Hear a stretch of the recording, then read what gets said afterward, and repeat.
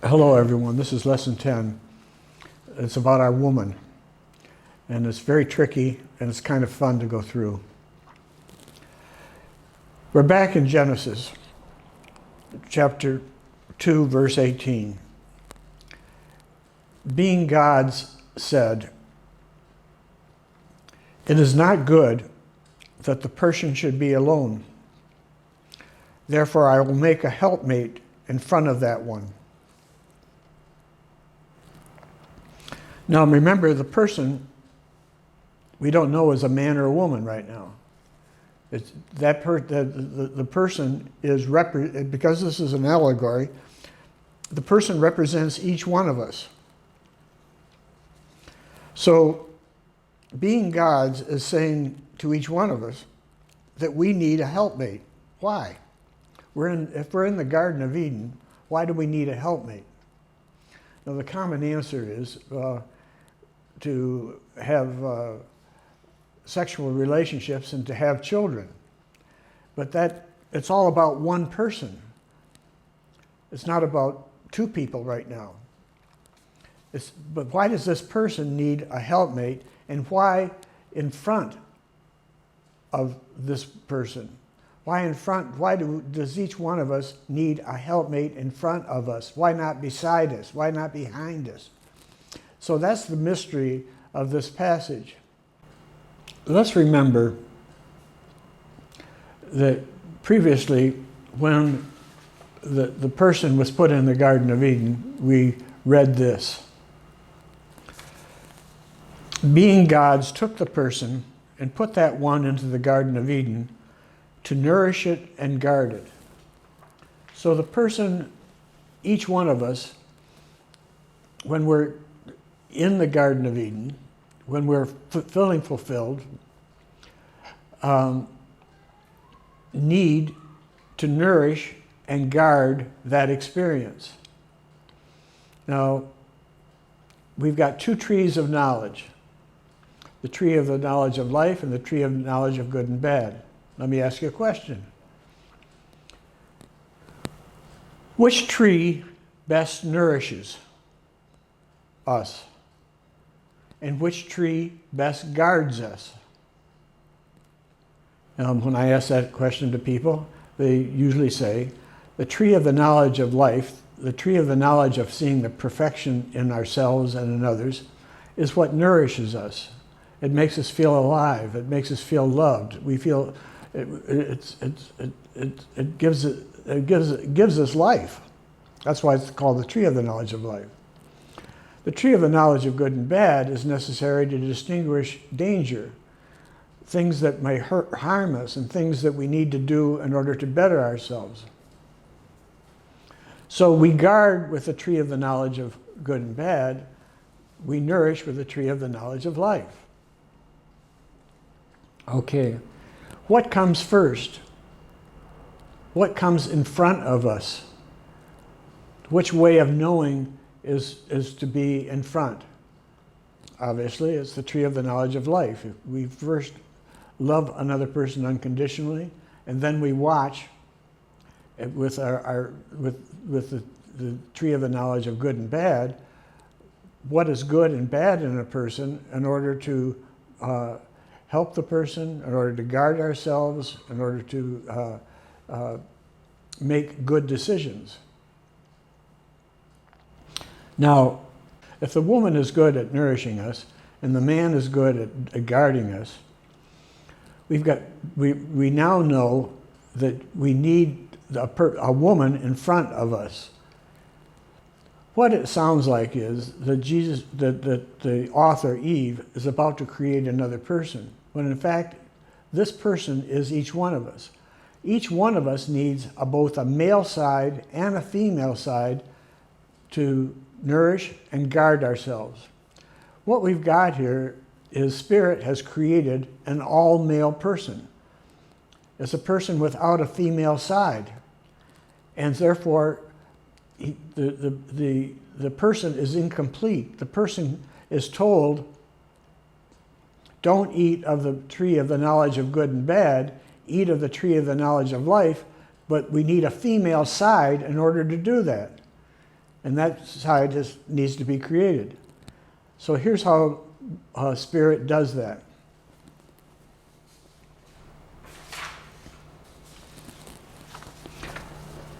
Being gods caused a trance to fall upon the person. And then that one took one of his ribs and closed up its place with flesh. Then being gods made a woman from the rib of the person. Okay, that sounds like being gods is creating two people, but this is an allegory. So it's a story that on one level is the creation of two people, but on the deepest level, the level of wisdom, it's really about each one of us being created with a male and a female side.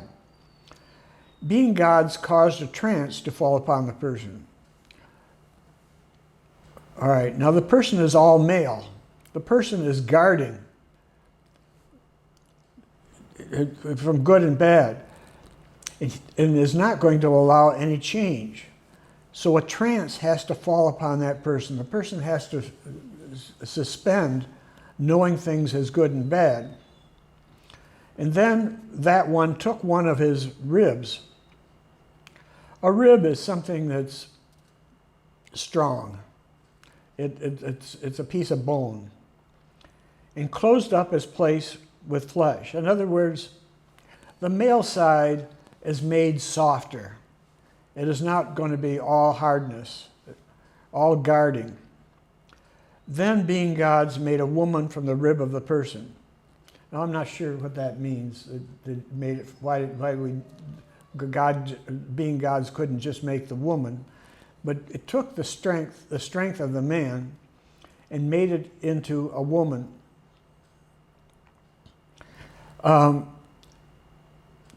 It gave, in other words, the person now has a feminine side. The person now is able to know with the tree of life and is able to nourish. Now to make that practical, let's talk about three types of love that involve nourishing and guarding, our man, our woman, and our man. What you see on the screen are three types of love: naive love, guarded love, and wise love. Now, with naive love, our woman dominates by unconditionally loving everyone and everything. It sees perfection in everything. In naive love, a person can possibly unconditionally love a person without guarding from the person's bad and good qualities. For example, a woman who loves a man so much that he allows him to abuse her, is naively loving. She's overusing the feminine and not using her masculine. I have a friend, a man, who was in a relationship for a long time. He kept naively thinking that if he kept loving this woman and giving her everything she wanted, that he would receive from her the love that he was desiring. Finally, she walked away from him and left him with a huge credit card debt. He was using his feminine overusing his feminine to try to manipulate this woman, and not using his man to sensibly guard himself and to understand the woman. The second kind of love is called guarded love. A person who's guarded, when we are guarded, we approach everyone not with unconditional love, but with conditional love. We walk up to a person and we're trying to figure out immediately whether the person is safe, whether they agree with us, whether we want to be around them. We're looking at the bad and good qualities. We're not first seeing them as beautiful, divine people. A person who is guarded, and when we are guarded, we have a hard time being intimate. We smile, we pretend to get along with people, but we're really always protecting ourselves. A parent who overuses his masculine guarded self to love has a hard time hugging his children. He has a hard time saying, I love you. He has a hard time accepting unconditional love. He doubts that it's really there. A woman who is guarded is always critical of other people, does not give them the opportunity to express themselves. You notice that in most religions, men dominate. That's because they are knowing with the tree of the knowledge of good and bad. Religions grow out, you notice, out of knowing with the tree of the knowledge of good and bad. If you believe this dogma, you get rewarded. If you don't believe it, you get punished. That's knowing with the tree of the knowledge of good and bad. We don't ever hear, or usually don't hear, clerics getting up and saying to people, you're perfect just the way you are. You don't have to do anything. Just be who you are. You don't have to believe in our dogmas. You don't have to do our rituals. Religion is here to help you. If you don't want it, fine. If you do want it, fine. You don't hear that from clerics. That is because religion grows out of guarded love. Now, to be a fulfilled person, we need to have a balance between nurturing and guarding. And I call that wise love. Wise love happens when our woman leads and our man follows. So when we nurture our relationship by experiencing oneness with another person in unconditional love, that is the beginning of a good relationship. Then we follow by using our man to check to see if the other person has the good and bad qualities that we want to be around. People who join religions and join political parties and often join other groups are naively loving. They hear something they like, and all of a sudden they turn off their man and stop guarding, and they embrace the dogmas that are being taught by that group. A person who's wisely loving may love the people in that group, but they never turn off their guarding man. They're always watching, they're always critical about whether this is safe, whether this is bringing me to a higher level of personal development. I think we need a model for a person who wisely loves. Let me show you this picture. What you're looking at is an image of Joan of Arc from the film The Messenger. Do you know the story of Joan? Let me tell you briefly. She was on the way of the soul. She was continually listening to Spirit, talking to Spirit.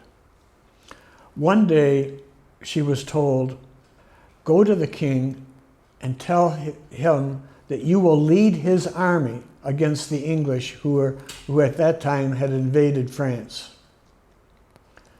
Now, this Joan at that time was about 18 years old. And think of that, an 18-year-old is heard from Spirit to go and lead an army. She has no experience leading an army. She has no way, she has never talked to the king. But out of tremendous courage, she manages to send a messenger to the king, and that messenger told the king what Spirit had told Joan, and kind of out of humor, the king invited her to come and talk to him. Eventually, the king yielded and said, all right, if you want to lead my army, go ahead and lead it. Now, everybody was laughing. They thought this was just foolish. Joan put on armor, went out to the army, who were incredulous that this woman was going to lead them. She told the army to follow her. And she developed a strategy for attacking the English. She then led them in battle with the English, and they won. Her army won. They won battle after battle, and finally she did drive the English out of France. Now, she did that all with the guidance of Spirit, who told her how to, the battle plans, who told her the strategy, who told her how to lead, but she was continually communicating with Spirit. Then the church got involved.